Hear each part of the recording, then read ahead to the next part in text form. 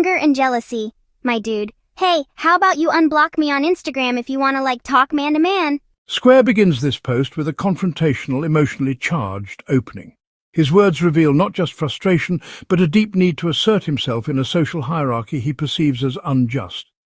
In this episode, we examine the writings that expose obsession, defensive cognition, and the social paranoia fueling his online persona. The tone is hostile and performative, a broadcast of grievance meant to reclaim status. We will unpick specific excerpts to show patterns: obsession, projection, and narrative control. All I did as far as you, I kept my word to you. I only criticize you for you going along with stuff. I mainly focused on Bambi. Sandy is the focus because Bandy is the one that lies and makes up outrageous stuff.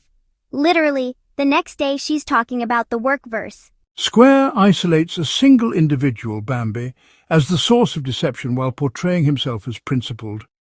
Clinically, this is a form of persecutory thinking. He identifies a villain to explain perceived threats to his social standing. This kind of targeted resentment allows him to externalize blame and maintain a coherent self-narrative as the rational actor, even while exhibiting hypervigilance toward every interaction. Hypervigilance shows itself through constant checking, timestamp policing, and selective memory recall. By naming a villain, he avoids addressing complexity and cements a persecutory script. I don't give a F that I'm not pizza person anymore. Yet y'all said I was pushed out because of that. But I literally got messages of you saying I was doing all this better. You cannot have it both ways. Hypocritical. I should know because I've been a hypocrite. Square's writing shows a preoccupation with moral consistency. He acknowledges his own failings but magnifies the contradictions in others. Clinically, this is a cognitive distortion called selective attention and rationalization. He focuses on evidence that validates his grievance while ignoring any counterpoints. The oscillation between self-deprecation and moral grandiosity is indicative of unstable self-esteem and affect regulation issues. Dude, I never implicated any of y'all. When I went and did anything on my own, I never said Pizzaverse got my back or that y'all are going to F them up for me. Supposedly I was kicked because I didn't keep an agreement back when Harlow was there. I never heard Bambi tell me every time I did something wrong. Square positions himself as innocent in a network he perceives as hostile. His meticulous recall of agreements and conversations demonstrates obsessive-compulsive social monitoring, an attempt to control the narrative and maintain moral dominance.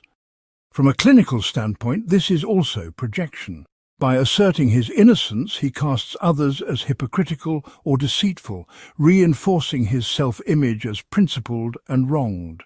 Obsessive attention to agreements becomes ritualized evidence-gathering. How is that moving away from the drama? How is that any worse than what I did? Muggsy could go and interact and blow kisses and be nice to him, but I couldn't go over there and say something like, "Oh, I love this. This is such great entertainment." Square continually compares himself to peers, asserting that his actions are fair while others' behaviors are unfair. Clinically, this reflects social comparison and narcissistic traits, fragile ego, moral grandiosity, and hyper-awareness of social rank. This hyper-focus on the perceived inconsistencies of others reinforces his narrative of persecution and keeps him engaged in rumination rather than resolution. Square's writings display several clinical patterns: persecutory thinking, belief that others' actions are orchestrated against him, confirmation bias, selectively attending to evidence supporting perceived slights, all-or-nothing thinking, viewing social interactions as morally binary, projection, accusing others of traits he exhibits himself. His obsessive focus on social agreements, message timestamps, and public interactions demonstrates compulsive social monitoring, creating a feedback loop where every perceived slight escalates paranoia and conflict. Square positions himself as observer, judge, and martyr simultaneously. He insists on rationality while publicly escalating disputes.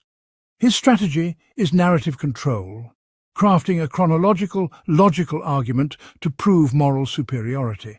Yet this strategy is maladaptive. It keeps him trapped in a cycle of rumination, defensive posturing, and interpersonal conflict.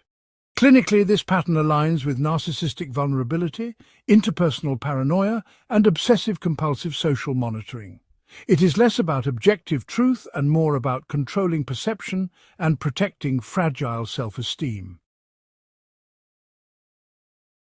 Square calls himself squared up in this episode, but what we see is a man caught in a spiral, obsessive, defensive, and perpetually monitoring the social world around him. His words reveal cycles of paranoia, projection, and social comparison that prevent resolution, even when he claims to avoid drama.